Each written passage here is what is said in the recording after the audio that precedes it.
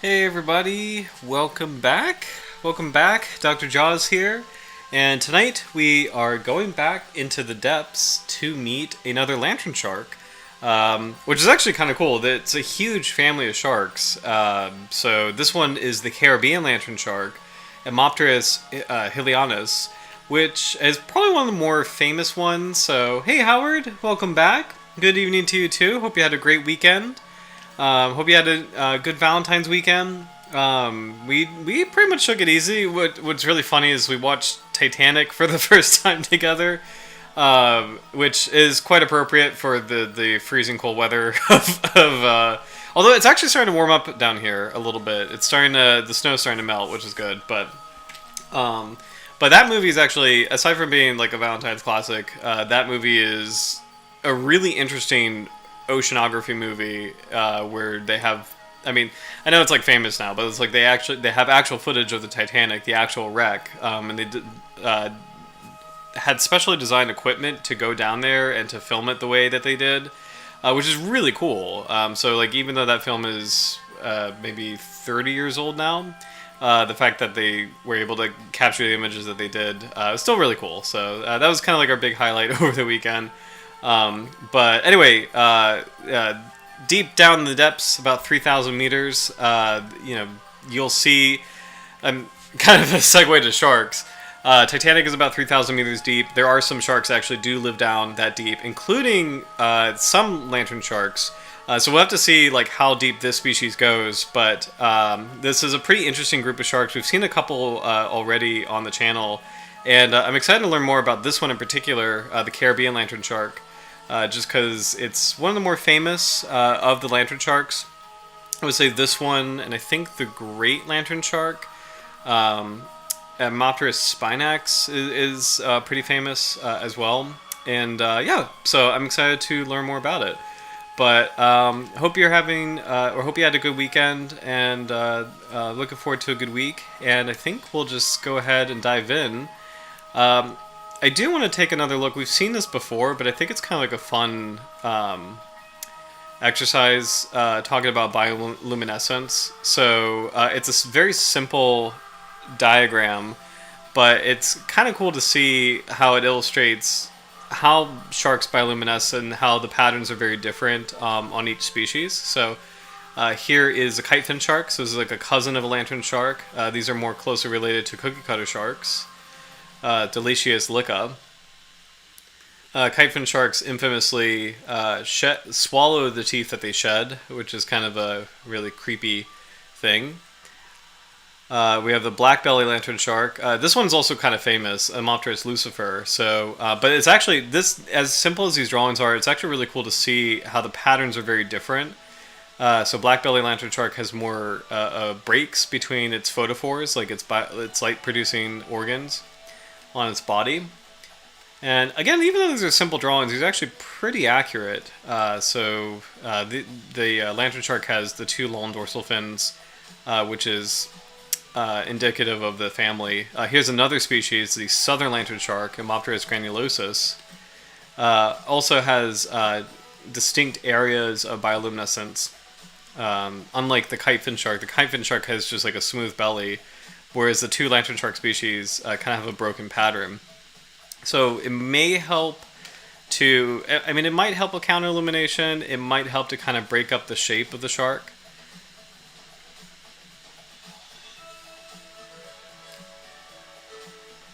I'm just going to speed through this because lantern sharks, for the most part, are pretty small. So you don't really necessarily. It's kind of cool to see a size comparison, but you don't necessarily need to see that. So the first ones are the kitefin sharks, which are more closely related to cookie cutters. And then these last ones are the lantern sharks, which they're some of the small sharks in the world. I think the pygmy shark, which is the actual small shark in the world, is technically a kind of lantern shark. So, but simple drawing, but I think kind of effective in terms of showing how the sharks bioluminesce, because that's really hard to capture on film. We have a couple clips of other cousins of the Caribbean lantern shark. So this one is a velvet belly lantern shark, which I think we've seen before. One of the very few rare instances of people being able to dive with a lantern shark. These are typically deep water species, but they do come up to the surface at night, and sometimes to shallow areas in very rare locations. So this is a velvet belly lantern shark. So, good illustration of how these sharks move. The body plan is pretty similar within the family, where these are cylindrical sharks with small dorsal fins, small pectoral fins, but very large dorsal fin spines. So hopefully we'll get to kind of see a closer view.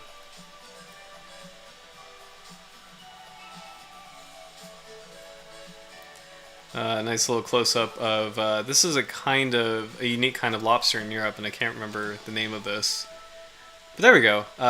Great shot of a lantern shark with its reflective eyes. You can kind of see the green reflections in the eyes. Nice little flounder. I'm not sure what that crustacean is actually. Two lantern sharks. The reflection in the eyes very apparent in this shot, which is really cool. Swimming really close to the camera, which is fun to see. And I'm going to pause that frame actually, just so you can get a better look. So it's very quick. And actually, it's probably better just to slow the frame down. There we go. So really cool to see the shark swimming up to the camera. You could see just how large the eyes are relative to the head. You can actually see the second dorsal fin spine being very prominent. You can see how these are a beautiful indigo kind of shark. Like indigo purplish hues on kind of a brassy brown metallic body. They're really, really beautiful animals. And it's kind of cool that their coloration probably aids their bioluminescence. It probably aids in terms of how they use bioluminescence. With lantern sharks, they use it for counter-illumination as they swim up to the surface at night. It helps them blend in with the water. If animals are looking up at them. The photophores glowing on the belly of the shark help it blend in with like a moonlit night, which is really cool. It's so great to see two lantern sharks. The other one is in the top left corner, but it's so cool to see them swimming closely together. Especially since these are cousins of dogfish, so they are kind of squaliform, which are a famous group of schooling sharks.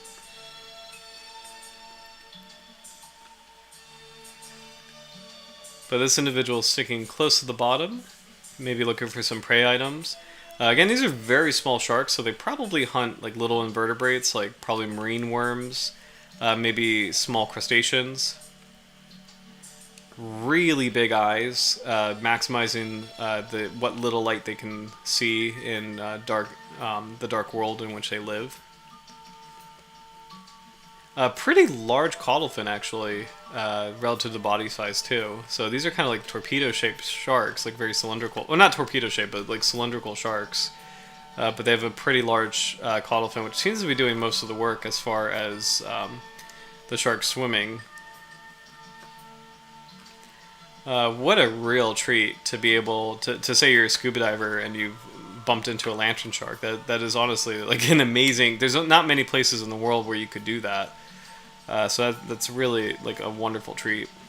I guess theoretically, maybe if you were further offshore, you could do... Maybe it could be perhaps common if you were like in the middle of the ocean at night, but places like this where you're close to the shore, where you could touch the bottom and you can still see lantern sharks. This is just a really, really rare treat for scuba diving. So, lantern shark, curious about the light that the diver is emitting. This creepy little lobster thing making the about face of the camera. It's kind of funny to see these little crustaceans here. He's pretty bold, isn't he? Look at that. Usually, the few times I've seen lobsters, and these are like New England lobsters, while snorkeling, they're pretty skittish. Like and actually they're surprisingly fast. They'll immediately jolt out of a if they feel cornered. Really cool shot too. Lantern sharks patrolling the seabed.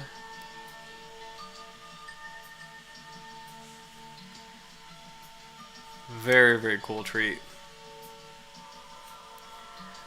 We've got a couple more clips of just lantern sharks here and there. We unfortunately don't have footage of a Caribbean lantern shark, but seeing its cousins kind of helps give an idea of how this animal moves. As we get further into the channel, we're probably going to run into more and more cryptic sharks, like sharks that are very rarely encountered and probably don't have a lot of coverage and footage or science, which is really cool. But also, we'll probably we might run into, and especially as we really, really get into it, we might run into some really, really unusual species. I would say probably the most unusual we've seen on the channel might be the viper dogfish or the pocket sharks. Those are both kind of becoming a little bit more increasingly popular, but for the longest time they've been really, really rarely known animals. Probably the rarest shark that we've seen is arguably the Pondicherry shark. I think we did an episode on that. Or the lost shark, which is potentially extinct. We don't know. We don't have confirmation of that yet. But these are just random images, both footage and just photographs of different lantern sharks. So all in the same family as the Caribbean lantern shark. And all kind of giving an insight of just how these animals look and how they move.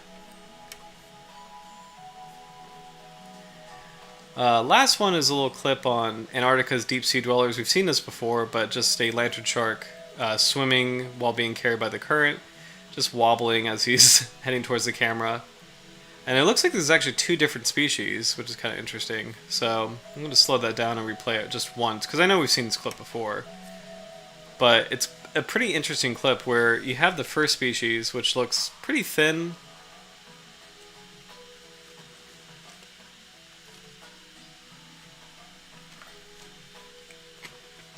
There we go. So we have the first species, which looks pretty thin. Kind of has like a bulbous snout. The two distinctive large dorsal fin spines. So proportionally, lantern sharks are the largest spines, probably relative to any shark. So this little guy is like light brown in coloration with nice pale markings margining the fins. This lantern shark looks definitely different, where it's kind of more of a uniform velvety color with these more indigo markings on the trailing edge of the dorsal fins and the caudal fins. So it's a really pretty shark. And in fact, I don't see dorsal fin spines, so this actually, well, let's see really quickly. Maybe that is that's a lantern shark. It's just a different species. The dorsal fin spines are less prominent, but that is a lantern shark. So, very cool. But I think without further ado, we'll get into tonight's species, which is the Caribbean lantern shark, and learn more about this animal specifically. So there's quite a bit of research on it. So hopefully we'll kind of learn something new and learn more about what makes this species a bit distinct. So what's pretty interesting, Poe 1861. So this shark has been known to us since the Civil War, the American Civil War, which is kind of wild to think about. But 1861 is when this species was first discovered. So described as Spinex hillianus, and then later redescribed as Etmopterus hillianus. So this individual was collected. It looks like the first individual. Make sure I had this right. The holotype, which is the physical specimen that upon which a species name is anchored. So the holotype is in the Museum of Comparative Zoology in Harvard, and it was collected off of Cuba, Havana, Cuba, which is pretty cool. So Holotype always confused me. It's kind of a confusing concept to explain. It makes sense, but and I think we've touched on holotypes before, but it's essentially it's not the archetypical individual, but it's the individual upon which the entire species name is based. Where it's kind of like a known quantity, where it's like, okay, I caught this animal. I don't know what it is. It's brand new, so I'm gonna give it this species name, and every other animal that looks like this animal that I caught belongs to that species name based on the shared characteristics that the two have. So it's kind of like I forget the body that does this, but it's kind of like when you set international time, where there is like I think it's an atomic clock, but there is a specific clock in the world upon which all time is set. Or there's I think this is in London. There's like a specific cube of material that is 1 kilogram, and that is the kilogram upon which all other measurements of kilograms are based. So that's essentially like what a holotype is. Every species has a holotype where there is an individual upon which the entire name is based, which is really cool. So, and I don't know if this illustration is. I don't think this illustration is of the holotype, because this looks a little bit too modern, because the holotype is from the 1800s. But the whole idea of this name having the date next to it, and then just notes on where you can find the holotype is. If I found like a random lantern shark and I'm trying to identify it, I can go to Harvard and compare it with the holotype that they have in the museum to confirm, oh, this is Etmopterus hillianus. So it's a confusing concept to explain. It makes sense just conceptually, but it's just a little confusing to explain. But it's pretty interesting though. Let's see. So Caribbean Lanternshark is the English name. We also have Sagre Antillas, and then Tolo, Lucero, and Tilano as two other names, all of which are referring to the Caribbean, like the Caribbean or the Antilles. So this illustration, even though it's black and white, is actually extremely interesting. So I'm going to zoom in a little bit, because you can actually pick up on a couple clues about this. Species. Okay, here we go. So there's pretty interesting areas that are pale, like shaded areas and pale areas. So behind the eye, across the gills, the margin of the pectoral fin, there's a whole line across the belly. The margin of the pelvic fin, there's also like a pale space kind of at the midpoint of the tail. The margin of the first two dorsal fins. There seems to be like a ring near the base of the caudal fin, and then at the midpoint of the caudal fin.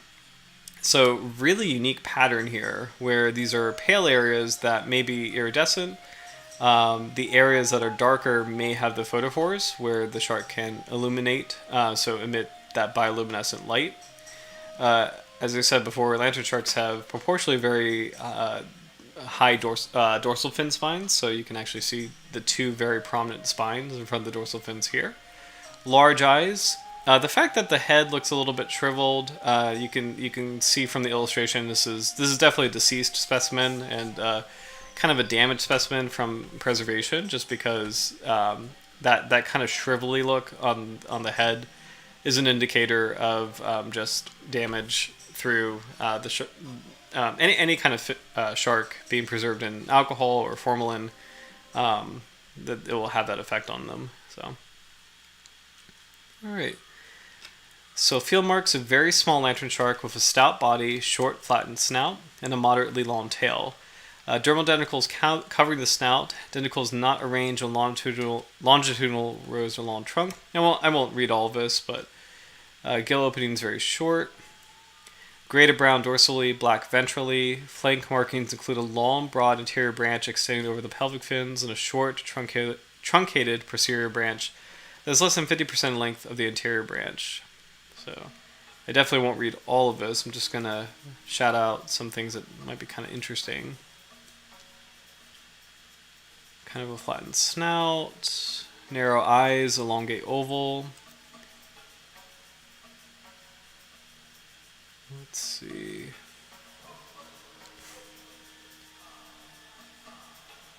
Kind of curious about the color. Gray or dark brown on dorsal surface. Underside of snout and abdomen abruptly black. Dorsal surface lighter. Ventral surface conspicuously dark with a light lateral band on the head, flank, and tail base separating the two. Precaudal fins light distally, abruptly dark basally. Horizontal photolines of dashes and individual photophores presence on the back and dorsal flanks.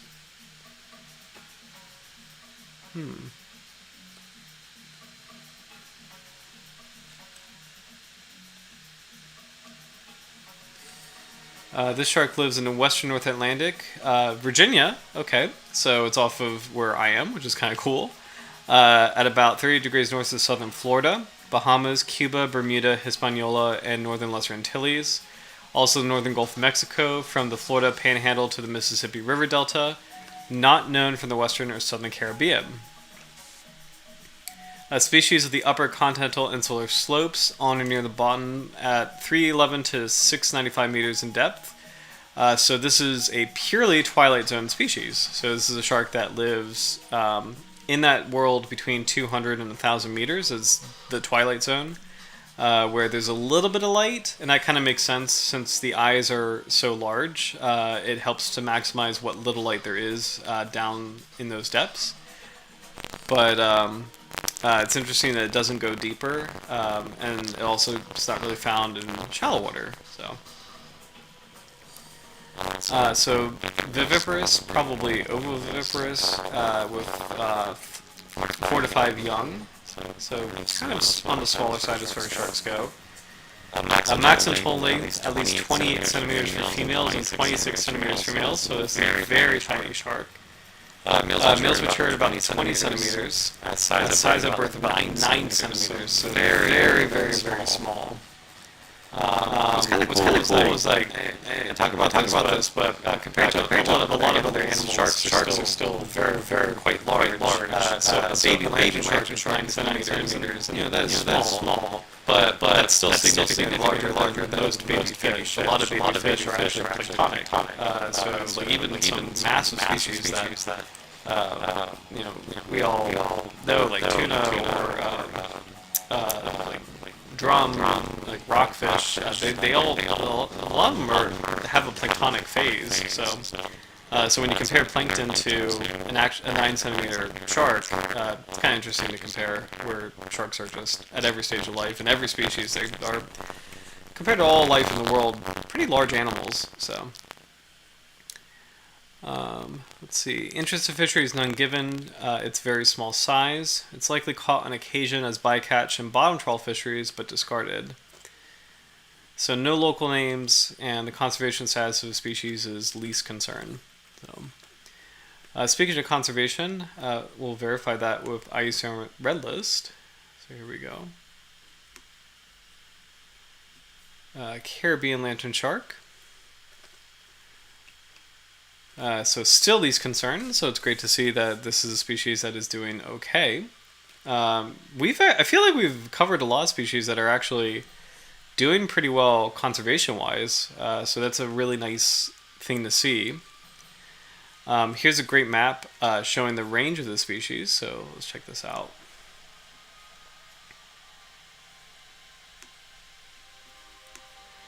So it looks like there's a population down here. It's kind of cool. Northern part of Colombia. We have a population kind of around St. John's. Actually, this is pretty interesting. So we have a population around Antigua and Barbuda, but we don't really have a population around Puerto Rico. That's actually kind of interesting. Fun fact, the deepest point in the Atlantic Ocean is actually off of Puerto Rico. It's the Puerto Rican Trench. So, and it's interesting that the lanternshark can't be found there, but let's learn about this. Alright.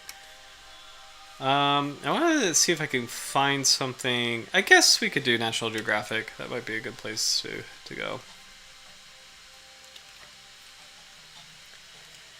The Puerto Rico Trench is the deepest part of the Atlantic Ocean. So here we go. Nice view of it here, actually. So kind of like a, here we go, side view. So you have Cuba right here, Hispaniola right here, and then Puerto Rico here. Right north of Puerto Rico, north of the Virgin Islands, is the Puerto Rican Trench.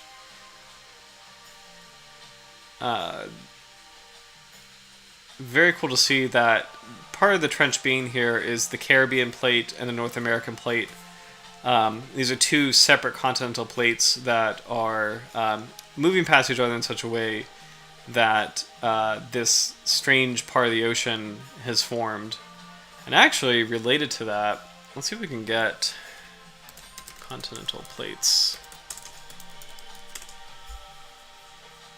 Or plate tectonics. Here we go.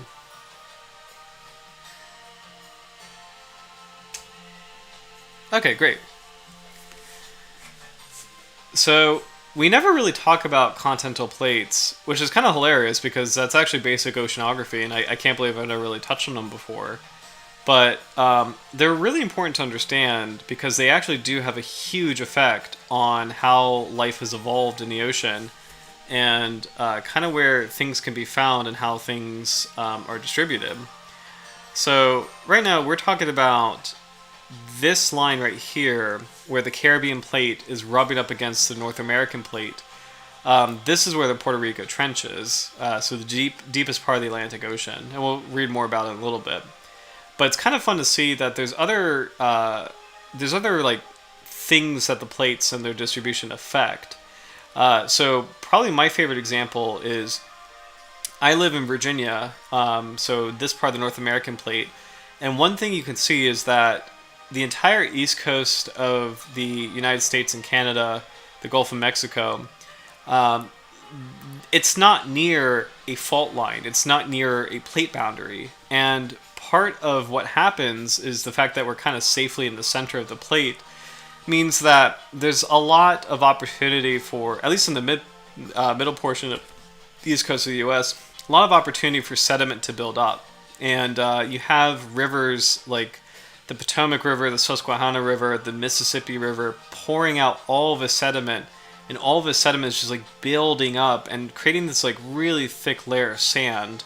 So you have kind of like this smooth gradient. So it's like you have a smooth gradient from like the mountains down to the coastal plain into the ocean, where it's a pretty smooth transition. It's part of why the estuaries are formed here, and there's not really like a steep drop off in this area. You get to the shelf and you start seeing that, but for the most part, this is actually a pretty like built up area with a lot of sediment.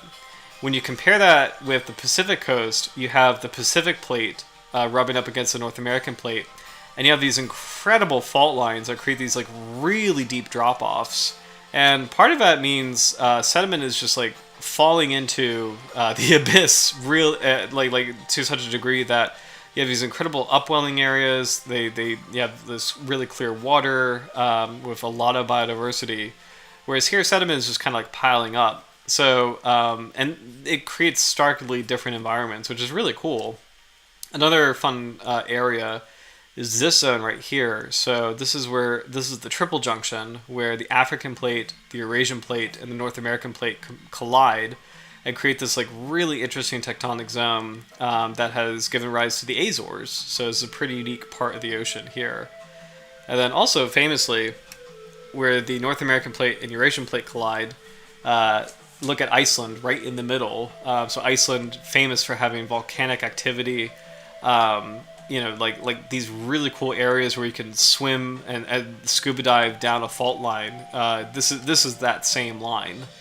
So, but the plates are really interesting where the way they behave, it affects how water flows, it affects upwelling, and ultimately it affects habitat. So it creates really unique areas of the ocean that dictate larger patterns of how animals distribute, which is really cool. So it's a pretty important concept in oceanography. So to review the 16 basic plates before we get back to the Puerto Rican Trench, we have the North American plate, the Eurasian plate here, and kind of this is also really interesting where you have Europe and northern Russia and China. This is all one continental plate, which is pretty interesting geologically. The Arabian plate, so separate piece here. The Indian plate, so you probably have heard India being described as a subcontinent. This is where that comes from. This is, what gives rise to the Himalayas. These incredibly dramatic mountains is just the collision of the two plates. The Philippine plate, the Australian plate, the Pacific plate. You've probably heard of the Ring of Fire, which is exactly around the Pacific plate, how it's rubbing up against all these other continental plates. There's a lot of volcanic activity here, and that's what gives rise to the name, the Ring of Fire. You have the Cocos plate. Cocos Island in particular, really extraordinarily famous place for marine life. The Nazca plate here. The Galapagos is in this area, so pretty near where the Nazca plate and the Cocos plate meet.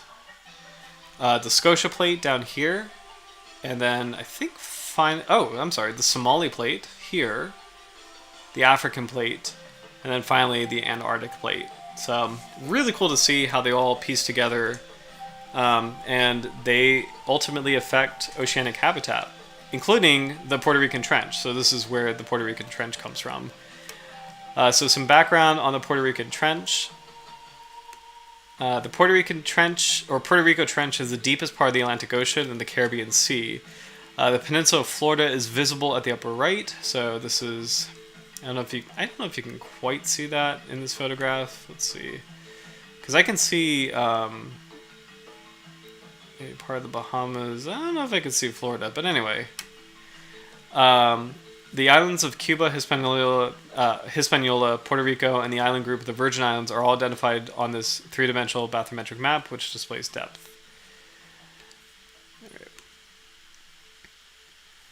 Let's see. In 2002 and 2003, NOAA conducted a major research study of the Puerto Rico Trench. Situated just north of Puerto Rico, the Puerto Rico Trench separates the Atlantic Ocean and the Caribbean Sea.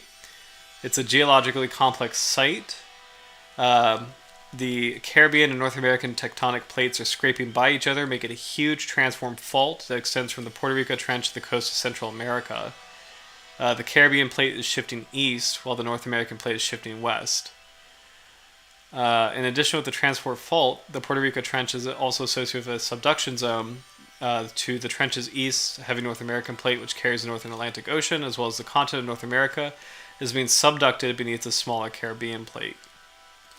The deepest point is 8,600 meters, so that's incredible to think about. For comparison, the midnight zone begins at 1,000 meters. There's another zone of the ocean called the Hadal Zone, which is even deeper, and I believe that begins at 6,000 meters. To my knowledge, there's no shark that could be found there. This is too deep for sharks, which is kind of incredible. So, oh, cool.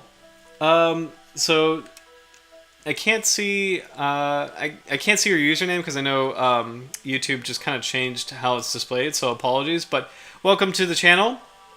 Great question. Is there a correlation between tectonic plate junctures and ocean currents such as the Gulf Stream? So great question. Yes, it's kind of so there is, it's probably very complicated, and I might not be the right person because I don't study the physical side of oceanography as much. I kind of more on the biological side, but there is, and specifically what it is that with the plates, when you kind of have like a deep trench like the Puerto Rican plate, and I think a great example is actually here. This might be a better example where the Pacific plate and the North American plate collide. You can create a deep drop-off, which creates perfect conditions for upwelling. So upwelling is a phenomenon where deep water collides into the continent and rises to the surface. And with it, it helps bring nutrients from the depths. When they actually get closer and closer to the surface and come into sunlight, it helps plankton photosynthesize and actually grow.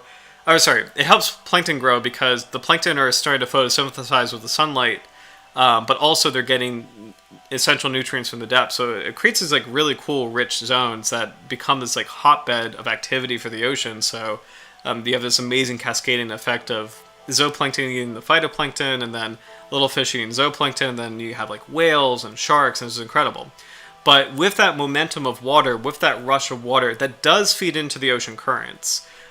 So the exact relationship between upwelling events and the ocean currents, I'm not exactly sure, because the current that I'm next to, the Gulf Stream, is kind of like it's not where I am. It's not influenced by upwelling, but it might be. Let's actually look this up because that's an excellent question.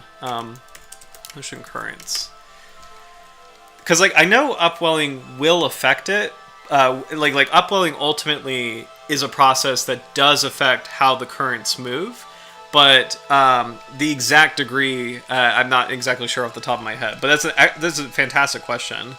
So let's see if we can find.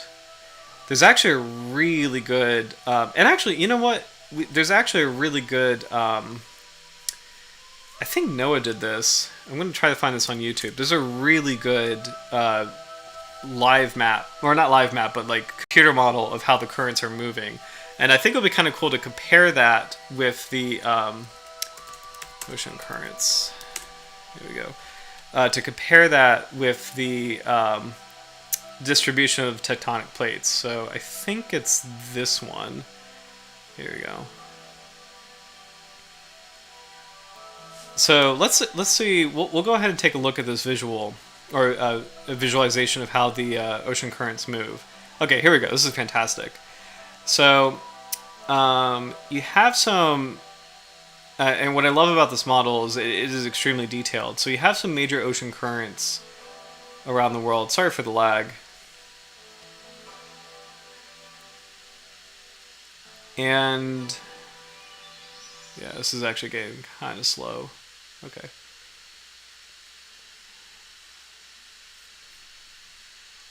All right, I'm going to let that kind of buffer for a second. Because a lot of things affect the current. This one's interesting, actually, down here. Here we go. So I'm kind of curious to compare this. So here's one that is actually kind of like snaking away. And I forget which current this is specifically. But there is one that's kind of like snaking away. And it is in the middle of the Somali plate. But let's see exactly where that is. Hold on. So there's a fault line here.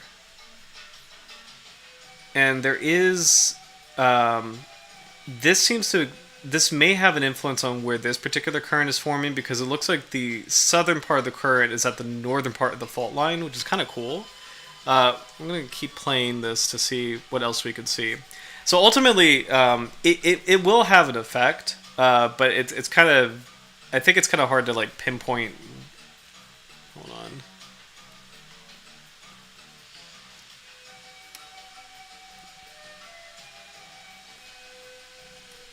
Hold on. Sorry. It's kind of...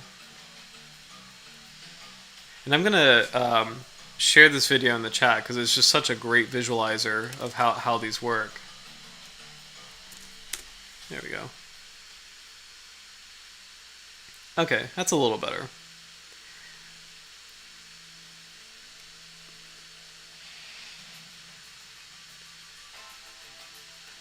Because a lot of things can affect the ocean currents, like where continents are located, and their presence, like how water is kind of moving against them.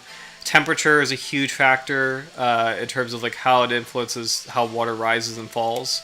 So a great example of that is the complex that feeds into the Gulf Stream, and this one I can speak to a lot more just because this is kind of in my backyard, but. You have warm water at the equator, and actually look at this. This is actually really cool. See this like almost like pale belt right around, almost exactly around the midpoint of the Earth. This is the equatorial current, and it's actually really cool to see how this moves in a sense that the equator gets the most amount of sunlight, and the sun, like heating up the ocean the way that it does, it influences how water moves vertically. You have the Gulf Stream rising, and then moving up the South America into the Caribbean, around the Gulf of Mexico, past North America, and then you can see it actually moving really strongly past here. And eventually it goes up as it cools down. Colder water sinks below warmer water, and as it cools down, it's gonna like sink around England and form this like massive underwater current, like this deep current. There's like two layers of currents that I think this visual will show. So this is like the surface layer of currents, but as warm water rises and cold water falls, it creates this like underlayer that affects the deep ocean, which is super cool. So, but currents are really complicated and complex, and you can actually see that where you have this like almost continuous belt around the equator. So that part is not influenced by the continental, like the tectonic plates, but you can also see all these like, you know, configurations like around Japan, you know, around the Philippine plate, or kind of this mess near Australia, and that's kind of around where the Australian plate collides with the Pacific plate, and there is going to be a relationship, like an effect. So I'm kind of probably over-explaining it, but it's such a fantastic question, and ultimately how all of these elements play together, like the continental plates, the ocean currents, temperature, these will create unique regions in the world where there's unique and largely predictable assemblages of animals and plants, and those give rise to the ecoregions. So massive regions that have predictable ecosystems, like the Floridian ecoregion has mangrove forests, coral reefs, like a unique assemblage of animals that can be found in that region and nowhere else in the world. In my ecoregion, the Virginia marine ecoregion, it's very migratory, high seasonal variation in temperature, highly influenced by estuaries and sediment runoff, and how productive estuaries are. So it's really cool. Everything relates to everything, and everything will have an influence on just the distribution of life. And it's actually extremely cool, kind of tying it all the way back to sharks, how it does affect their distribution, because sharks are pretty cosmopolitan. A lot of species are truly like global, and the currents and the plates and how they all relate to like upwelling, how they carry nutrients, how they influence these massive events where life suddenly starts to like bloom and cascade into this like incredible abundance. This is ultimately going to dictate the presence of migratory sharks who come after these areas and who want to be here for that explosion of life. So great examples would be basking sharks or whale sharks. Whale sharks are known to congregate in areas of upwelling zones where that chain reaction of phytoplankton blooming and zooplankton coming after them, and then fish coming after the zooplankton, it's attractive to whale sharks, and they can be found in certain parts of the world. I think Baja California is a big one where whale sharks could... this is actually really cool. This is part of the currents that's measuring water temperature. So you can see warm colors reflecting the surface layer, and then it's going to like fall. The cooler colors are like the undercurrent, which is so cool. But anyway, whale sharks are a great example. Basking sharks are a great example where they could be found reliably in the northern hemisphere when phytoplankton blooms. White sharks are a little tricky, where like white I guess white sharks follow the seals, and seals kind of have like I feel like they have a more limited home range, so no, I'm not sure if that's a good example. But basket sharks and whale sharks would be a great example. So, and then like ocean going species like silky sharks, oceanic white tips, that would also be a great example. Also, I love, kind of speaking of currents, you see these like circles, these gyres. These are super cool. These are called eddies. And the eddies, they actually kind of become like little traps where you can have tropical fish being in a warm core eddy. It's like a bubble that flows unnaturally north, and this is how you get like lionfish or butterfly fish in New York. It's a weird thing that happens. or orca whales in North Carolina. It's the cold core eddy that brings them down. It's just really cool. The relationship of how the currents work is pretty interesting. So, oh, thank you. I really appreciate this comment. It's absolutely fascinating. Your ability to explain complex topics is really impressive. Oh, thank you so much. I really appreciate that because I love oceanography, but it's all these relationships are extremely complicated. So I really appreciate that a lot because I want to make sure I get it right as far as trying to explain it in a comprehensible way because it is truly just extremely complicated stuff. Just how all these things relate. So, but I appreciate that. Thank you. Let me go back to the Puerto Rico Trench because I love like on our streams. There's a lot of like great rabbit holes to kind of go down, and they all relate to ultimately to shark biology. But let's see. We were on how deep the Puerto Rico Trench is. The Puerto Rico Trench is a very flat depression, so 175 miles long. Let's see. I'm just gonna kind of skip this because I'm curious, like, if there's any photographs. I wish there was. Let's see. Audio visual. Oh, there is. Okay. Let's see. Oh, this might be a stupid ad. I don't really want to see an ad. Okay, I'm gonna skip this because it's an ad. Yeah. All right. Anyway. But we'll get back to our lantern shark. This dark blue piece, this is the Puerto Rican Trench, and I just wanted to kind of highlight it. I know our lantern shark is not in there, but I wanted to highlight it because it is a unique part of the ocean. And it's kind of weird that our lantern shark is everywhere but the trench. It's in Hispaniola, it's in Antigua and Barbuda, but it doesn't go down into the trench, which is interesting. So there may be, it might be replaced by other species of lantern sharks that may tolerate those depths more. So kind of interesting that it's absent from that area. But we have the Caribbean lantern shark being found around Hispaniola, around Jamaica, Cuba, Bahamas, deep parts off of Florida. And then this interesting zone that is kind of on the shelf. So, and it's actually really cool. Hold on. This shark might be found in Norfolk Canyon, which is super cool. I've been fortunate enough to have been above Norfolk Canyon. There's a really great tour operator off of Virginia Beach that can take you to kind of where the water starts to drop off. So it's a great place. Speaking of upwelling, it's a fantastic place where upwelling creates this chain reaction where you see an abundance of dolphins, specifically common dolphins, pilot whales. I've seen scalloped hammerhead sharks in this area. I've heard of basking sharks in this area. I've not seen one, but they've seen basking sharks. They've seen silkies and duskies.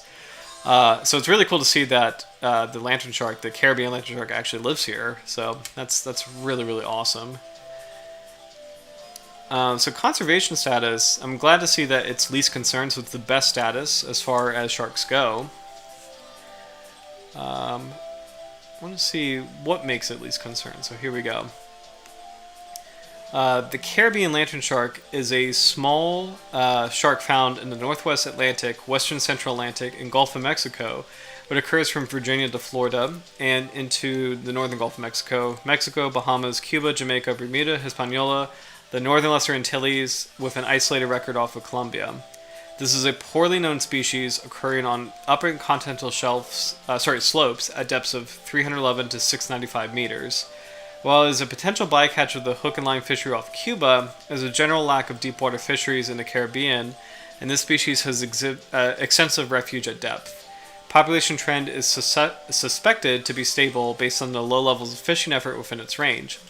Therefore, there's nothing to infer or suspect population reduction at this time, and the species is assessed as least concern. So, really great to see. And I feel like as far as successful shark survival strategies, like when you think about sharks as a whole, the sharks that we see that are doing well are deep water sharks like these lantern sharks, small sharks that reproduce really quickly like the sharp-nosed sharks, or sharks like any kind of bullhead shark, like sharks that like the Port Jackson shark or the horn shark, sharks that are like specifically adapted to live in rocky areas where they kind of like hide in these little sea caves, and they really aren't susceptible to fishing, and aren't really desirable for fishing either. These are the sharks that seem to be faring the best in this era, which is really interesting. So, let's see what else we can learn about this species. And I wonder if there's any photographs of the Caribbean lanternshark. Kind of interesting. There's a stamp from Tanzania, even though it's not found there. And it's actually a pretty artistic license for the stamp, where the shark has stripes when the actual shark really doesn't. Here's another FAO image, a little bit different from the first one that we saw, but similar markings. Oops, sorry. Similar markings where you can see very distinct pale patches. You have the dark areas that kind of have like a velvety appearance, so this probably helps with counter illumination. So these actually might be where the photophores are. Yeah. And then, and then you have the pale margins on the dorsal fins and the the pectoral and pelvic fins, and then this pale spot on the caudal fins. So pretty unique, unique breakup of coloration between light and dark areas. And I agree, Howard. It's a pretty funny drawing where the tail almost looks like a goldfish tail, which is kind of funny. Let's see. So etymology: the Etmopterus comes from the Greek ethmos, which means sieve or ethmoid's bone. The Greek is petron for wing, so it's like bone wing or sieve wing. Let's see. The species name is from Richard Hill, a Jamaican anti-slavery activist, judge, botanist, and naturalist who was in England and was closely involved with men like Wilberforce and other prominent members of the Anti-Slavery Society. So, really interesting. That's actually extremely... So historically, that's actually extremely interesting, where we were talking about the top of the stream that this species was described in 1861, and the holotype is in Harvard. So the first specimen that was described is actually in Harvard University, and I do think it's extremely interesting that described in 1861, named after Richard Hill, 1861 being the first year of the American Civil War. That's I don't know how intentional that is, but I find that really, really interesting. Just that choice. It's kind of fascinating. The depth range here on Fishbase is saying a little bit deeper, so 717 meters. So a little bit deeper into the twilight zone. Biologies: the Caribbean lanternshark inhabits the upper continental and insular slopes, found on sandy bottoms, ovoviviparous with 4 to 5 young in a litter. Maximum size is about 32 centimeters precaudal length. We'll convert that to inches really quick. So 32 centimeters is... I think that might be just a foot. 2 inches. Yeah, about 13 inches, so about a foot. Let's see.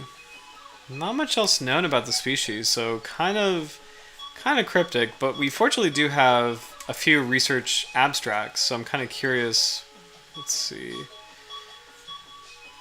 what we can learn about the shark specifically. So these are more generic studies. Let's see. Global change. This one might be kind of interesting. Let's see. Deepwater sharks raised in chimeras of Brazil.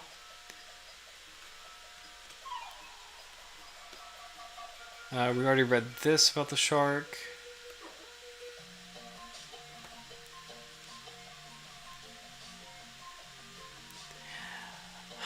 This one is kind of interesting. So I think we'll just probably like take a gander Most of these are just abstracts, but we'll kind of take a gander at a few of them. This one is kind of fascinating. Brain organization and specialization in deep sea chondrichthyans. So this would be sharks and rays, and also chimeras. Oh, cool. Sorry, just saw your question. If this is too off topic, please don't stray from your speech. No, perfectly fine. How are sharks categorized taxonomically? Why are basking sharks in the same category as white sharks, not whale sharks? So that's a great question, and it's kind of tricky. Let's see if we can get shark orders.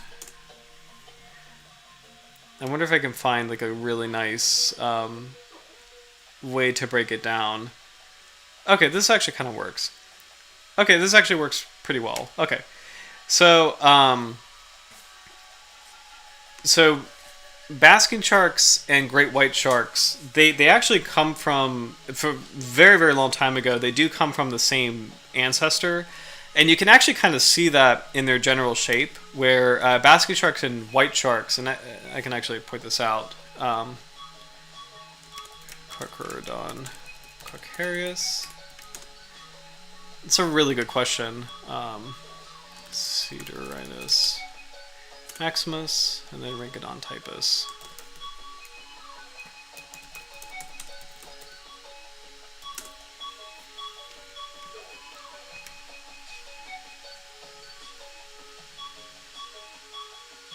Okay, so this is going to be really cool. There we go.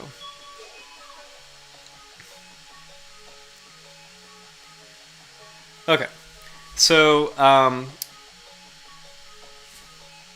basking sharks and great white sharks, they do come from the same. They do have a common ancestor, that they're more closely related to each other than they are to whale sharks. The same common ancestor gave rise to this order called lamniforms, which are the mackerel sharks. So there's a couple of things that you can kind of see that make basking sharks and white sharks a little bit more similar. So the big thing is they both have like a torpedo-shaped body. They both have a lunate caudal fin, so like a crescent-shaped caudal fin. The big thing about these sharks that they have in common is that their mouth is beneath their eyes. So basket sharks, even though they have a really big mouth, it still technically is beneath their eyes. So they have a snout in front of their mouth. The mouth is beneath their eyes. And similarly to white sharks, they have like the lunate caudal fin. They're both very strong swimmers with these torpedo-shaped bodies. And what's extremely cool is both great white sharks and basking sharks, they do leap out of the water. They actually both can breach, which is pretty incredible. Whale sharks are a little bit different.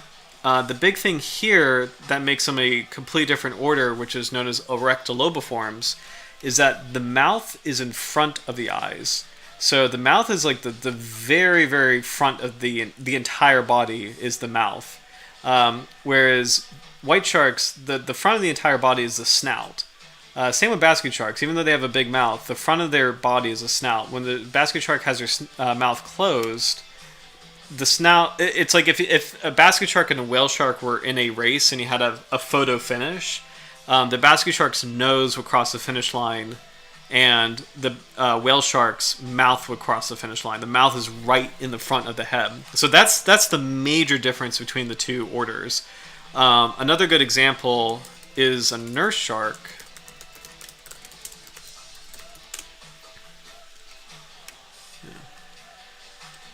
There we go.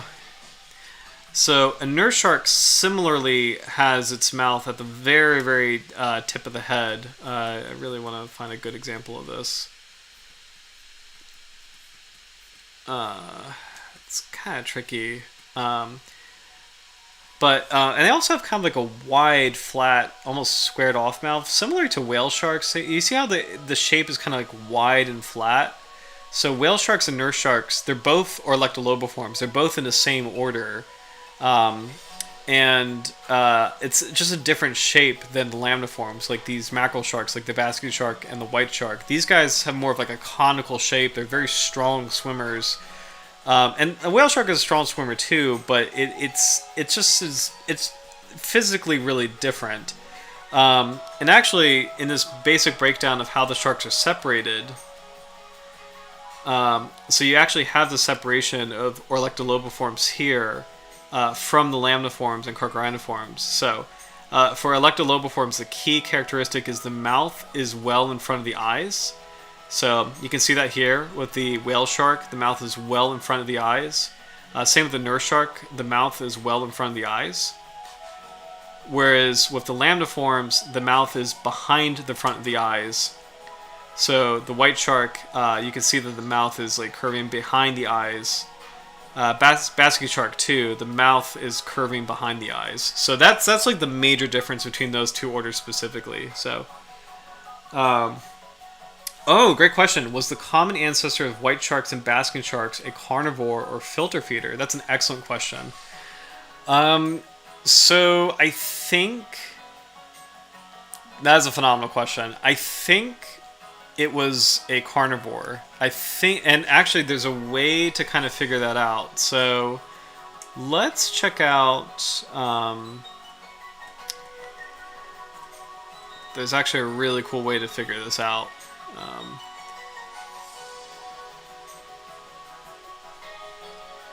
Just need to make sure it's in here. There's a really cool study by these two scientists, Ken and Kashino, and of course it's not here. So let's do, let's do Carcharodon calcareus.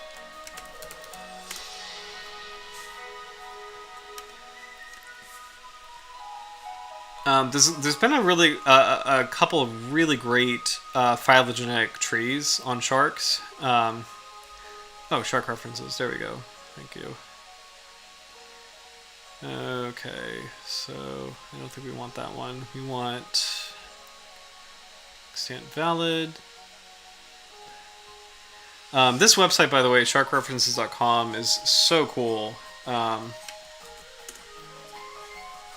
So much research, so much information on just any kind of shark, both living and extinct, which is really, really exciting. Carcharodon. I mean, I'm sure I could just go with this one. This is the Galapagos shark, but I'm sure this will have the same thing that I'm looking for. 2015. 2015. There it is. Okay, good. This is what I wanted. I'm definitely a shark nerd because I just can I can remember the year of this study, which is kind of ridiculous. But this was a phylogenetic tree that kind of shows. It was kind of like one of the first introductions in terms of like, or one of the first comprehensive estimates of how sharks evolved. And their relationships to one another, and there's a really good chart that I know it's in here.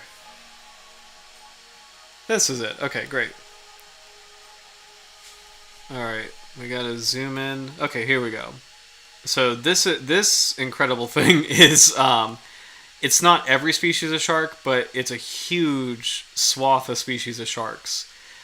There's two main branches of sharks. There's the squalomorphs on the right, and the galeomorphs on the left. So the galeomorphs are like the lamniforms, the mackerel sharks, the Carcharodontiforms or requiem sharks, or ground sharks, and the Orlectolobiforms, the carpet sharks, which include the whale shark. But anyway, here we go. So Cedarinis maximus is the Latin name for basking shark, so I see it right here. And then Carcharodon calcareus is the Latin name for the white shark. I see it right here. Okay, perfect. So, all right. So it's a little tricky to read, but we have the white shark is listed as nestled within Isurus, which is correct. So Isurus is the mako sharks. So the white shark, in its evolution, there's a great theory that it's actually like a hyper-modified mako shark. So like the ancestor of white shark was actually like a mako, But this mako started to eat bigger and bigger prey. It started to develop a taste for marine mammals, and so in order to effectively hunt marine mammals, its teeth got wider, its size got bigger, and it became a white shark. So it's really cool, and I actually really like that theory that a white shark is basically a beefy mako shark. It's pretty interesting. So we see that the white sharks, the mako sharks, and actually the porbeagles and salmon sharks, they broke off over here. And then there's another group of sharks that includes the basket shark and the megamouth. So megamouth is another filter feeding shark. These two sharks are this branch, and then the rest of the famous lambda like the sand tiger shark, the thresher sharks, and actually the crocodile shark, they branched off too. So this doesn't quite answer your question, but my because it's weird is like you have the whole mako shark branch here, and then this other branch that includes a mix of sand tigers and basking sharks. So I honestly my honest guess, and I think this is a pretty educated guess, is that the original ancestor of white sharks and basking sharks was a piscivore, like a fish-eating shark. Actually, no. This I should have known this. It is a carnivore. Actually, I should have known this. It's a carnivore because basking sharks actually do have teeth. So let me actually show that. Sorry, I should have gone with that. It's a carnivore. Let's see. I need to find the shark references thing to show this. There it is.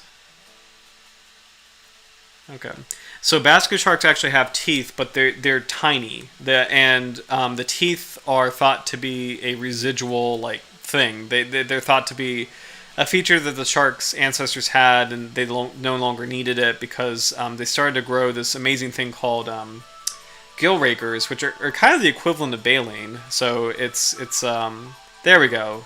Oh my gosh, I should have pointed this to the beginning. So this is basket shark teeth. And actually, here you go. Basket shark teeth right here.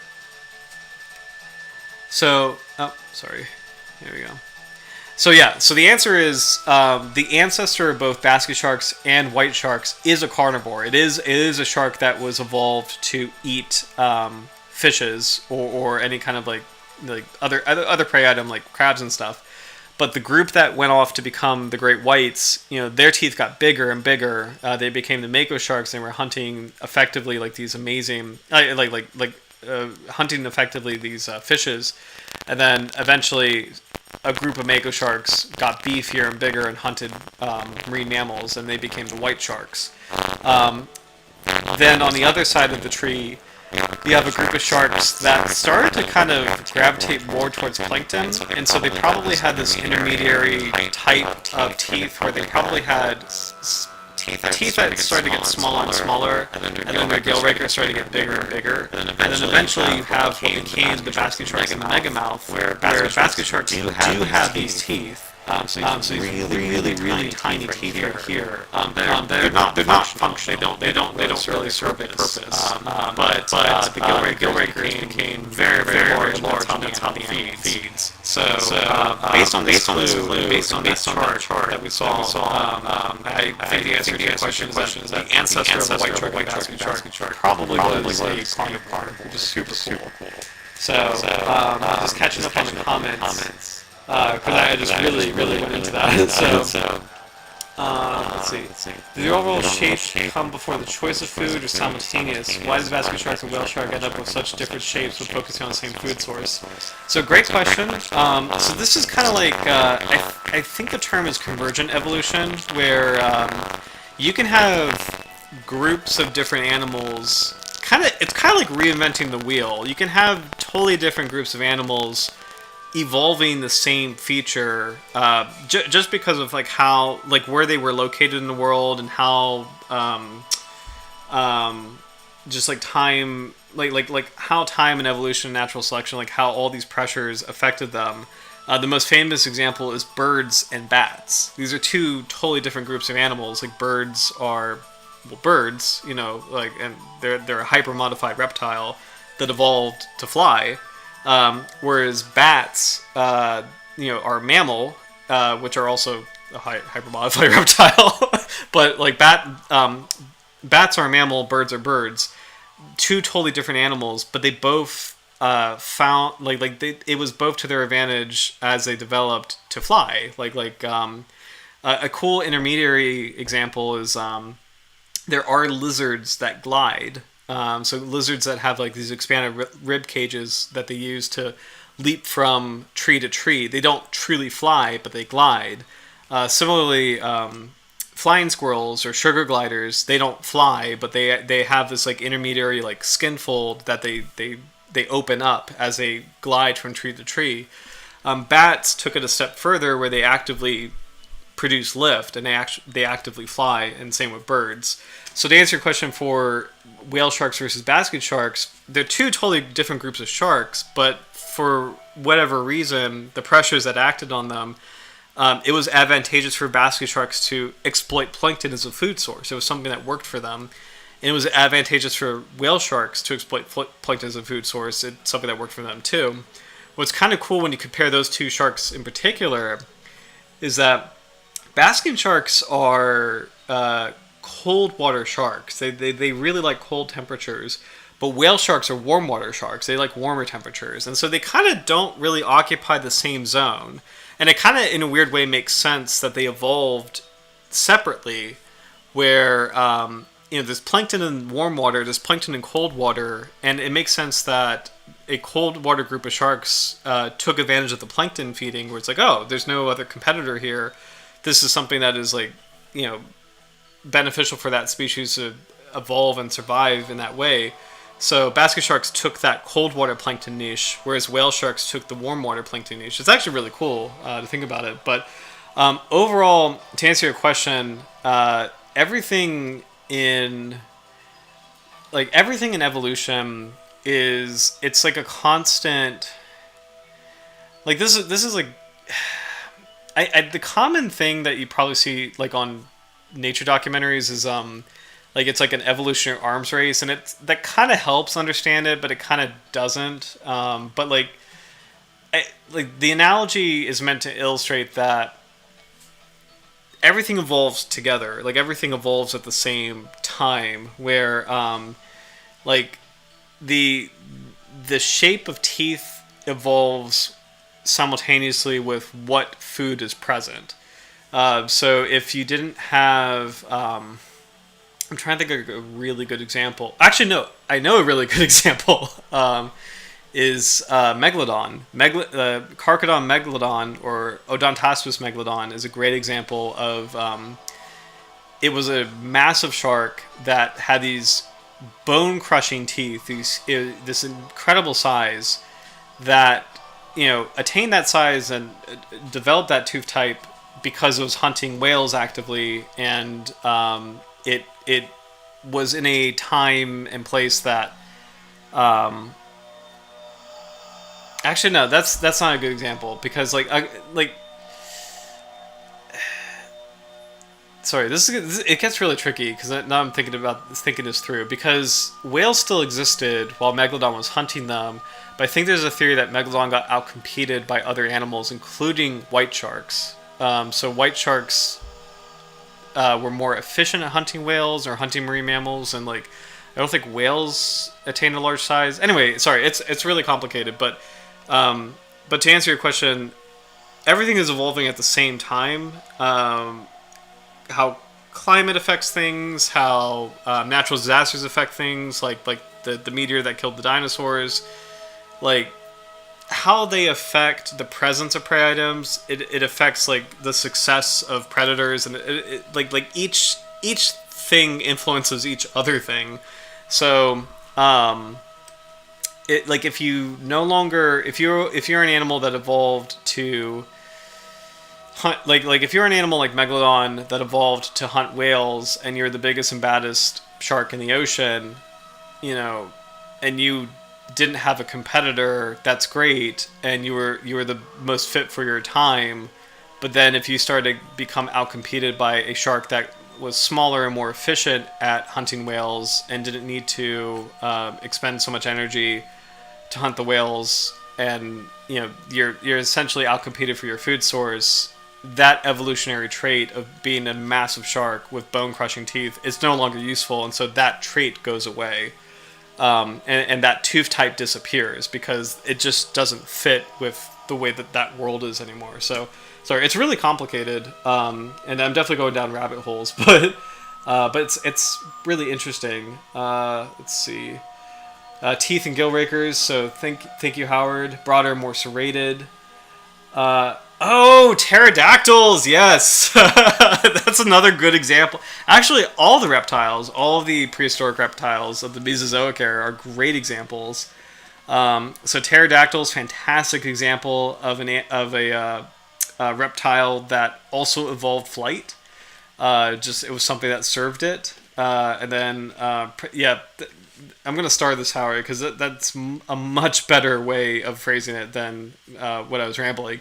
Predatory pressure drives evolution. So, yes, thank you. That's a much more simple and eloquent way of saying what I was trying to say. So, thank you. But yeah, it's everything is always a relationship. Each thing affects the other thing. So, and it's actually really cool. I think I have a different analogy that also might be helpful. Where I had a botany class in undergrad that I didn't expect it to be such an influential class, but it was actually really cool. And it was such a simple concept, but it talked about how a tree, like you see a tree and you see its shape, and trees don't move. Like trees do move, but like they move very slowly. Like trees are these seemingly sedentary things. They are tall and like they grow in certain areas and whatever. A tree's shape can tell you a lot about what is going on in that habitat, and the way it's evolved and the way it grows is a story. It tells you like what's going on in the environment. And the best example is if you have like a straight normal looking tree, like just completely upright. What is that telling you? It's telling you that this is an area that is pretty stable, that there's not a lot of fire activity. There's not like a lot of wind activity. It's like this is an area that's pretty stable throughout most of the year. If you have a tree that is like windswept, like this like really cool, craggly, short tree that's like it looks like it's almost growing sideways, it tells you that it is a high wind area, that you might be enjoying a sunny day at this beach where you see this tree, but the winds at some point pick up really heavily. This might be an area where hurricanes occur. Something happened to influence the tree's growth in that way. So similarly, if we extrapolate that whole analogy to evolution, each shark and how it looks is a story. It tells you like this is a successful niche for the species. So all the sharks that we see today are successful. Like they are the most fit for the world that they live in, like the ecological niche that they live in. And when you compare them to sharks that are extinct, it kind of shows you that like, okay, so this is a world that is good for basking sharks. This is a world that's good for white sharks. This is not a world that works for flying sharks. There are some sharks that actually evolved to look like flying fish that died out. I want to say they died out in the Jurassic period. There was a lot of sharks that were like kind of eel-like that lived in fresh water. The xenocanths. This is not a world where xenocanths live anymore. It just doesn't work. It's not the right mode for that line of sharks. And similarly, this is not a world that works for Megalodon. Megalodon died out because it was not able to sustain itself. It was just too big, and its prey items were becoming too scarce. And I forget exactly what drove its extinction, but it's this mix of like prey scarcity, potentially being outcompeted by white sharks or other animals, maybe even orca whales, or the ancestor of orca whales. But it's interesting. Like every living shark today just tells a story of how it lives. Like what works and what's going on in the ocean. So yeah. I appreciate this comment. So much to learn in only one lifetime, or at least seems fair. Yeah, I mean, it is incredible, and this is one thing I do love about kind of like niche channels like this one, where we can dive into these topics deeply. One thing I really love is I think there's an illusion between like a lot of like nature programming repeats the same information, and a lot of like a lot of like commonly available material repeats the same information, and I think unfortunately it creates an illusion that the world isn't really as complicated as it is. And the reality is, it's like the world is like dazzlingly complicated. This channel, as an example, we've covered 152 sharks, and we are not even halfway through yet. There's 540 species to cover. It just shows you, like, wow, there's so many sharks in the world, and there's so many like little nuances to each one. So it's really cool to think about, and I'm glad we could spend time thinking about it and highlighting unique species. Speaking of which, I am going to get back to the Caribbean Lanternshark. Part of the reason why I do like going off on these tangents, particularly tonight, is one, they're extremely interesting, and two, this species, I can see that there's not a lot of information on it, so I think there's a lot of opportunity to go down these rabbit holes. So, but I do want to see what we can learn, if we have anything on the Caribbean Lanternshark, in that spirit of kind of celebrating shark diversity, shark biodiversity, and seeing kind of like what we can learn. I'll get back to the Caribbean Lanternshark in a little bit. Please feel free to continue to ask any ocean questions, though, because like I do love this stuff. It is really fascinating. Please keep them coming, because they've been really, really cool questions. So brain organization and specialization in deep sea chondrichthyans. So this would be sharks, rays, and chimeras. So chondrichthyans occupy a basal place in vertebrate evolution and offer a relatively unexplored opportunity to study the evolution of vertebrate brains. This study examines the brain morphology of 22 species of deep-sea sharks and holocephalans, so those are the chimeras, in relation to both phylogeny and ecology. Both relative brain size expresses residuals, and the relative development of the 5 major brain areas, the tetracephalon, diencephalon, mesencephalon, cerebellum, and medulla, were assessed. The cerebellar-like structures, which receive projections from the electroreceptive and lateral line organs, were also examined as a discrete part of the medulla. Although the species examined spanned 3 major chondrichthyan groupings, so the sharks, the squalomorph sharks, the galeomorph sharks, and the chimeras, brain size and relative development of the major brain areas do not track phylogenetic groupings. Rather, a hierarchical cluster analysis performed on the deep-sea sharks and holocephalans shows that these species all share the common characteristics of relatively reduced tetracephalon and smooth cerebellar corpus, as well as extreme relative enlargement of the medulla, specifically the cerebellar-like lobes. Although this study was not a functional analysis, it provides evidence that brain variation in deep-sea chondrichthyans shows adaptive patterns in addition to underlying phylogenetic patterns, and that particular brain patterns may be interpreted as cerebrotypes. So that was extremely vague, but from what I gleaned in that abstract, it almost seems like that no matter what group it was, whether it's a squalomorph shark, galeomorph shark, or chimera, the fact that these disparate groups of animals kind of showed similar development in their brains, it might indicate that their lifestyle in a deep sea environment perhaps selects for a certain mode of living where there's not really a need to have a lot of variation between the two groups in terms of brain development. So let's see if is this the same study? Oh, this one's a little bit different. Same authors, I think, though. Variation in brain organization and cerebellar foliation in chondrichthyans, sharks, and holocephalans. I won't read the whole thing, but I'm going to just see if there's anything interesting here. Oh, actually, you know what? Maybe I will read the whole thing. Hold on. The widespread variation in brain size and complexity that is evident in sharks and holocephalans is related to both phylogeny and ecology.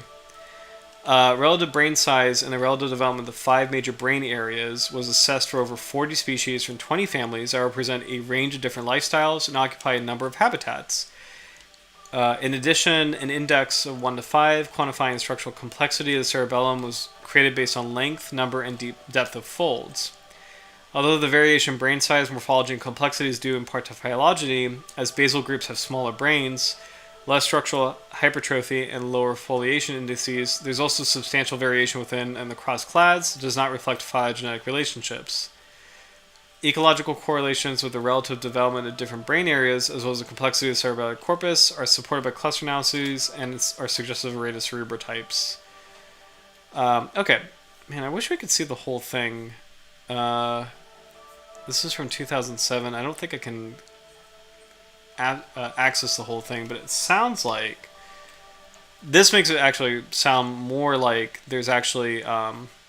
shoot, I just got the abstract. Results. Can we see the results? It makes it sound like there's actually maybe more going on. Like more variation going on.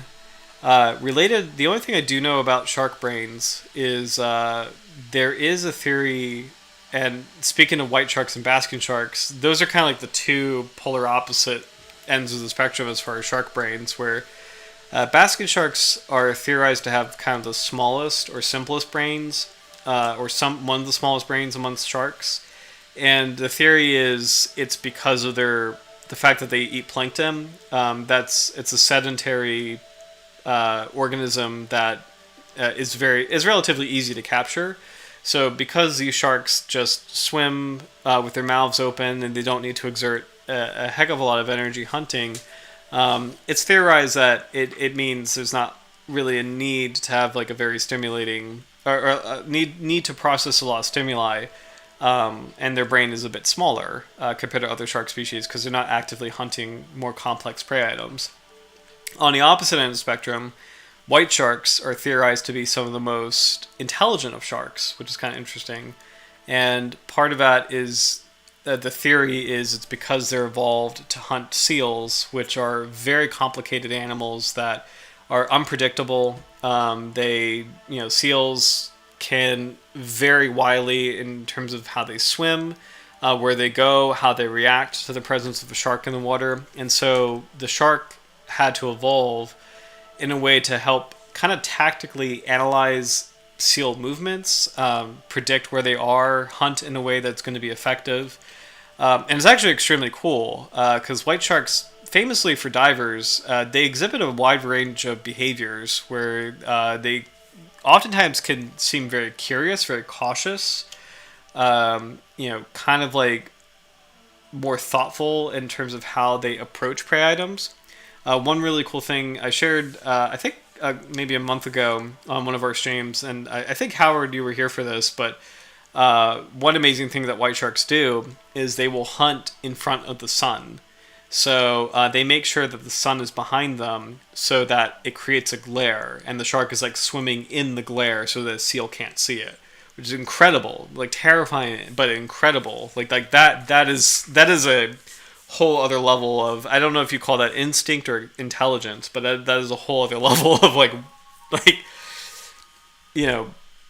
incredible intention, like really, really incredible hunting method. So, but it's cool. Like it's something as far as sharks. Getting back to the subject of shark brains, white sharks are theorized to be some of the more intelligent of sharks. Basket sharks are theorized to be some of the more simpler of sharks. As far as in either one, both modes are totally fine. It's just like it's whatever is best suited for their surroundings. So. Speaking of sharks, it's 10:30, so this is the time to pick a species for next week. We've covered a lot already, but please let me know if you have any suggestions for next week. And I think since we're so deep into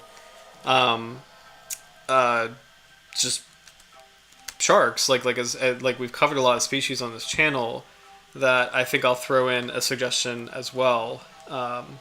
And let's see. It's a couple really cool ones that... Oh, actually, okay. This one might be cool. I'm just gonna throw in this one, but I'm open. I'm open to any suggestions, of course. So Borneo.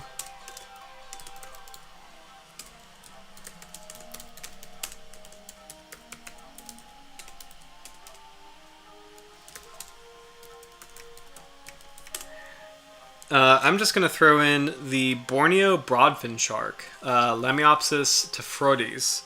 So it's been a while since we've covered a carchariniform, so it'll be kind of cool to come back to the shallows and learn more about a cousin, and especially a really weird one. So broadfin sharks are not really a group of sharks that we've talked about. They're kind of somewhat related to the river sharks, which is kind of cool. So but yeah, that's going to be my suggestion, but feel free to put any suggestions in the chat, and we'll pick a shark for next week. So I'm going to peruse, I think for the last 30 minutes or so, I'll peruse the other articles, because there really wasn't much on the Caribbean Lanternshark, unfortunately. But our topics tonight have been really cool. I've been really enjoying talking about the ocean in general, but distributions of sharks across the continental shelf in the northern Gulf of Mexico. Let's see. Declines in shark populations have sparked research and fisheries manager to investigate more prudent approaches to the conservation of these fish.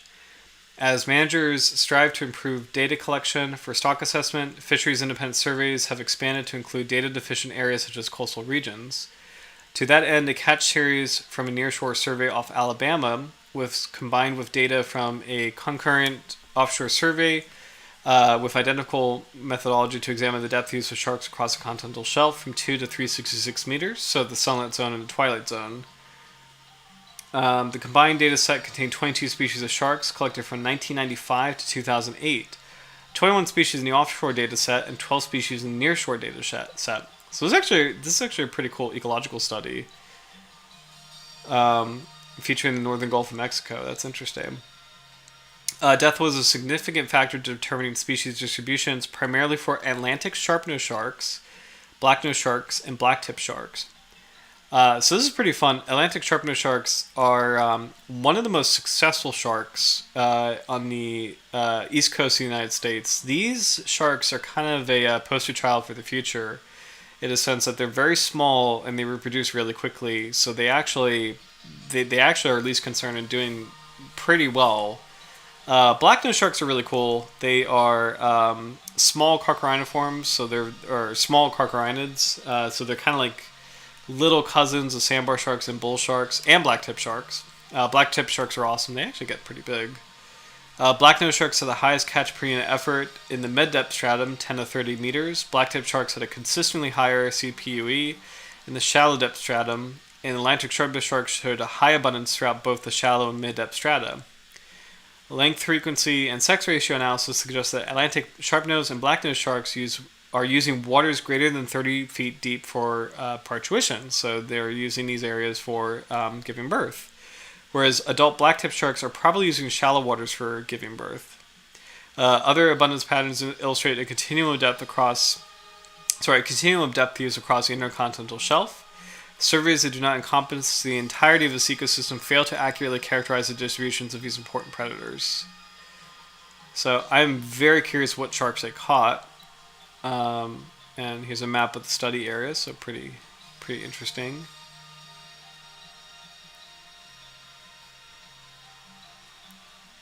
Okay. So we have... Okay, so N is nearshore, O is offshore. So for the nearshore sharks, we have black-nosed shark and black-tip shark with bonnethead, so beautiful little cousins of hammerheads. Bull sharks, famous freshwater, pretty dangerous species. Fine-tooth shark, great hammerhead, so the largest of the hammerheads. Nurse shark, sandbar shark, scalped hammerhead, Atlantic sharp-nosed shark, spinner shark, and tiger shark. These are all found offshore as well, with the addition of the big-nosed shark. The Caribbean Lanternshark, so this is where it appears, so really cool to see. Cuban dogfish, which is a deep water species. The dusky shark, which is an endangered species. Gulper shark, very, very rare shark species. Musselus, so this is a kind of smooth hound. There's actually, I think, 3 smoothhounds in the Gulf of Mexico, so it could be one of those.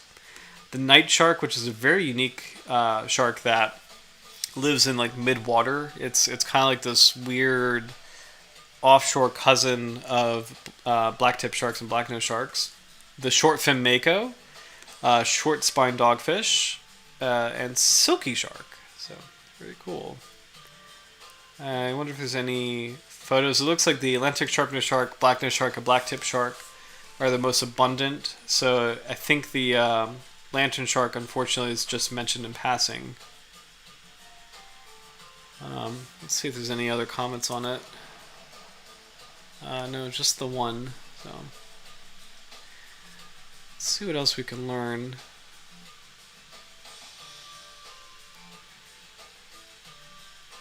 Persuasion efforts, no.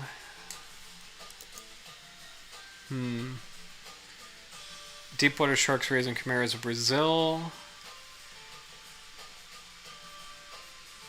Oh, this actually perhaps might show us something. Okay. Okay, interesting. So Brazilian deepwater sharks, it's actually a pretty interesting group here. So it's just a checklist, but we have the 6-gill shark, Hexantius griseus. Heptranchius pearl is a 7-gill shark. Echinorinus brucus, this is a bramble shark. So we have 2 sleeper sharks. This one I know, this is a Pacific sleeper, but this one I'm not actually sure. Somnius is antarcticus, so different kind of sleeper. Portuguese dogfish. This one is I want to say it's a black dogfish, Centroschimus. Another kind of, I think Zamius is another kind of sleeper shark. Lots of lantern sharks live in Brazil. So 1, 2, 3, 4, 5, 6 species, including our species. We got the cookie cutter sharks, kitefin sharks, quite a few dogfish actually that live in Brazil. Pretty interesting. Arrowhead dogfish, demon cat sharks, Etmopterus. All of these are actually cat sharks as well. Angel sharks, goblin shark, Pseudotriachus microdon. I should know what this is. I really should know what this one is. Dusky smoothhound, and is this a crocodile shark? Hold on. Pseudotriachus microdon is a false cat shark. Never mind. So a false cat shark. Interesting. Let's see what else we have. Let's see if I can find any more information. Because these are just kind of like superficial studies. I mean, not superficial, but they just they don't really go into depth in terms of how lantern sharks might behave. Let's see.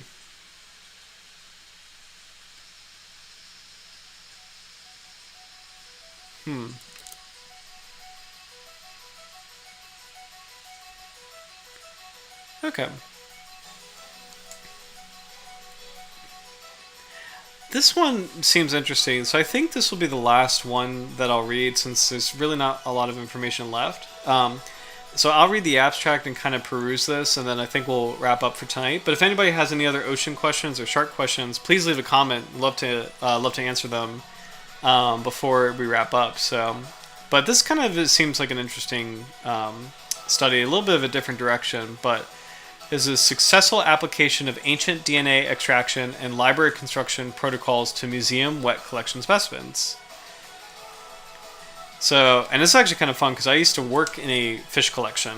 So I'm kind of curious. And like the purpose of a fish collection is to create a repository for either genetic studies or just even physical studies where you can compare species to kind of like verify if a species can be found in a certain location for conservation, or if there's species that are like misnamed or species hiding in plain sight. So they actually do serve a lot of purposes. So millions of scientific specimens are housed in museum collections, a large part of which are fluid preserved.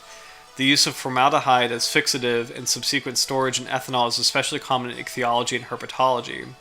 This type of preservation damages DNA and reduces the chance of successful retrieval of genetic data. We applied ancient DNA extraction and single-stranded library construction protocols to a variety of vertebrate samples obtained from wet collections and of different ages. Our results show that almost all samples tested yielded endogenous DNA. Archival DNA extraction was successful across the different tissue types as well as using small amounts of tissue. Conversion of archival DNA fragments into single-stranded libraries resulted in usable data even for samples with initially undetectable DNA amounts. Subsequent target capture approaches for mitochondrial DNA using homemade baits on a subset of 30 samples resulted in almost complete mitochondrial genome sequences in several instances. Thus, application of ancient DNA methodology makes wet collection specimens, including type materials as well as rare, old, or extinct species, accessible for genetic and genomic analyses. Our results, accompanied by detailed step-by-step protocols, are a large step forward to open the DNA archive of museum wet collections for scientific studies. So it sounds like this is making any kind of DNA studies much more accessible to anybody who may not be able to visit these collections in person, or reducing the risk of further damage to a specimen who's constantly handled when they're taken out of the jar or coffin in this collection. So interesting. I'm just going to see if there's any tidbits about how specimens are preserved. So, natural history museums and other biological collections worldwide house millions of specimens to document changes in biodiversity. Are key references for species descriptions and identifications, are often the only available resource for the reconstruction of the tree of life. They represent invaluable, irreplaceable assets for reconstructing patterns and processes of evolution across time and space. These collections have played key roles in many scientific discoveries that change our knowledge about the environment and our place in the natural world. Let's see. Millions of preserved specimens in the world's natural history museums originate from times where tissue samples for DNA analysis were not routinely taken before preservation. Consequently, most of these have been excluded for genetic analyses for decades. Interesting.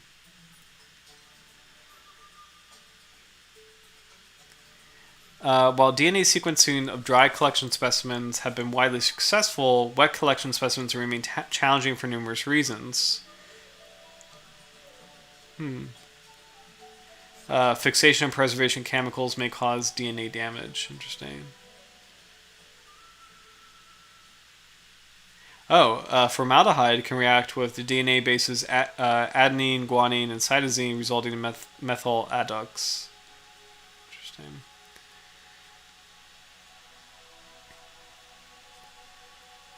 Okay.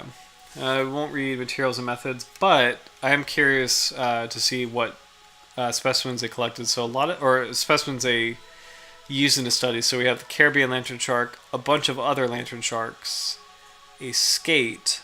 Leucoraja is a kind of skate, but I'm not sure which one that is. These are bony fish. I'm not sure what these guys are either. These three. Utiliosity is a bony fish of some kind. Lyssamphibia? I'm not sure. These actually might be amphibians, like actual frogs and salamanders, because squamata is actually snakes and lizards. So interesting. So wide spectrum of animals. But yeah. This is a very genetically heavy study, and there's only one mention of our shark, so I think I'll skip that. Anything else on the Caribbean Lanternshark, it just shows up in checklists, so I think, unfortunately, maybe a shark that just requires a lot more research. I thought this species was much more well known, but maybe I'm getting it confused with the Great Lanternshark. Caribbean Lanternshark looks like there's still a lot more that we need to learn. We have a diagram of its teeth, which is kind of interesting. This is very simplified, but it's kind of cool to see that the upper teeth have these large cusplets. The lower teeth, this is a really simple drawing, but this indicates that it's a strong root and that the teeth, when they're put together, they kind of make like a single chainsaw-like blade. This is actually really similar to dogfish, where you can actually see this recurving point. The shark will bite down with its upper teeth and then kind of wriggle itself to tear a huge circular chunk of flesh with its lower teeth, because these teeth interlock to make a single cutting blade. So it's actually really cool. This is a very simplified drawing, but it's actually it's a function that we've seen before in Cousins of the Lantern Shark, so it's pretty interesting. See if there's anything else. It looks like that might be it.